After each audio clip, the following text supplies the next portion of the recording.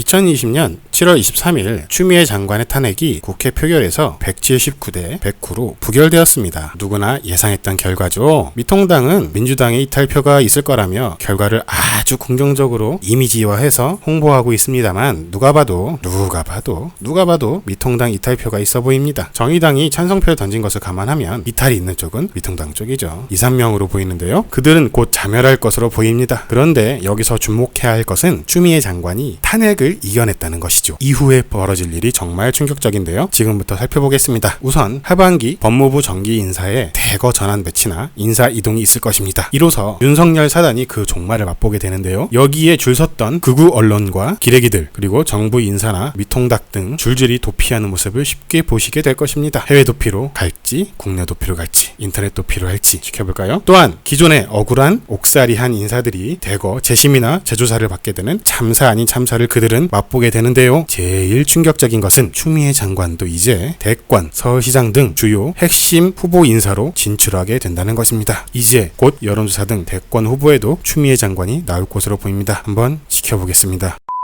다음은 초선 국회의원 중 제일 두각을 보이는 민주당 이소영 의원에 대해서 소개해드리고자 합니다. 2020년 7월 23일 초선 민주당 이소영 의원은 국회 대정부 질문 시간을 할애해서 속 시원한 소신 발언을 했는데요. 주요 내용을 언급하자면 지난 2달을 돌아보면 국회 의사 일정을 방해하는 요소는 미통당이 하고 있으며 주호영 원내대표에게는 법사위만 고집한다며 직설적인 화법을 구사하여 보는 국민들의 마음을 시원하게 했습니다. 민주당 이소영 의원은 의왕 과천을 지역구로 두고 있으며 김앤장 출신으로서 환경 에너지 분야에서 여러 경험을 쌓아온 인물입니다. 그분의 향후 행보가 궁금해지는데요. 야당 대표와도 나를 세울 수 있는 힘을 가진 초선 이소영, 그 귀추가 주목됩니다. 이 고명님도 끝까지 지켜보겠습니다.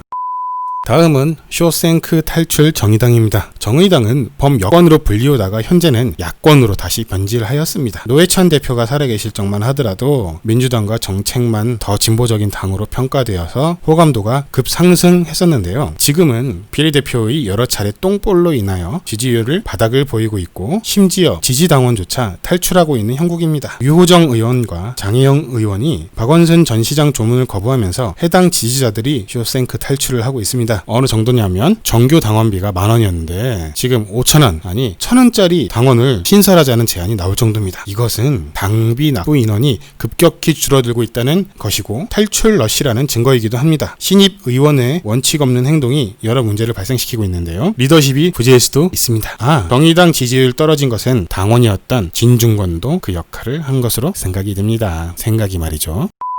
마지막으로 한동훈 검사와 이재용 회장의 수사심의위원회가 붙으면 누가 이길까요? 개인적으로 정말 궁금합니다. 이 부분 의견이 있으시면 댓글이나 쪽지로 의견 주시면 감사하겠습니다. 최근 한동훈 검사의 수사심의위원회 결과 채널 A 기자만 기소하고 한 검사는 수사 중지 권고가 나왔습니다. 이로써 적폐들이 왜 뿌리 뽑히지 않으면 안 되는지 여실히 그 이유가 증명되고 있다고 생각됩니다. 왜 수사심의위원회만 열리면 다 무죄처럼 되는 건가요? 힘없는 서민들을 보호하기 위하여 만들어진 제도임에도 불구하고 왜 힘있는 사람들만 이용하는 걸까요? 여튼 머지않아 이재용 대 한동훈 구도가 만들어질 것으로 보입니다. 참, 삼성 이재용 회장은 언제 기소되는 건가요?